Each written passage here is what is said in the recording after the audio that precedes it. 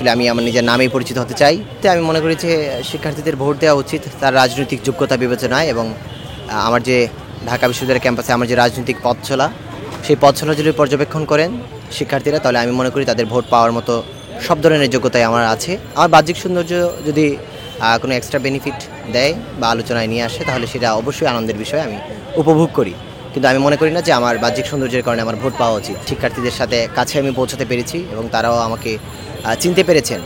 আসলে প্রার্থী হিসেবে ভোটারদের চিনাতে পারা কিন্তু একটা মেজর অ্যাচিভমেন্ট আমি মনে করি। কারণ অনেক প্রার্থীরা আছেন, আমার এই জিএস পদে লড়ছেন 28 জন প্রার্থী এবং 28 জনকে আমি নিজে প্রার্থী হিসেবে আমি কিন্তু আমার প্রতিদ্বন্দ্বীদের চিনি না।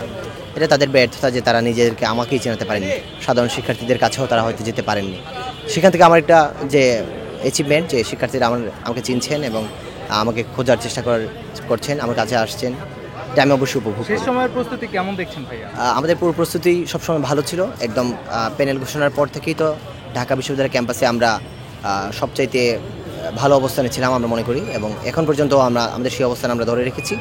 আমরা মনে করি 9 তারিখ তার ফলাফল আমরা দেখতে পাবো। প্রচারণার শেষ দিন শপথ গ্রহণ করে আপনারা কি ভাবছেন? আসলে শপথ গ্রহণ করার উদ্দেশ্য হচ্ছে যে আমরা নির্বাচিত হওয়ার পরেও আমাদের যে ম্যান্ডেটগুলো দিয়েছি সেগুলো বাস্তবায়নের পর থেকে আমরা মুহূর্তের জন্য সরে দাঁড়াবো না।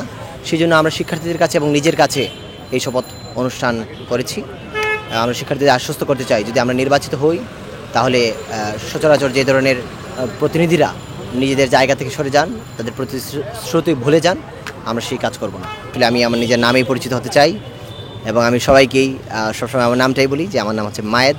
আমি এই জিএস পদে নির্বাচন করছি আর ব্যালট নাম্বার 8।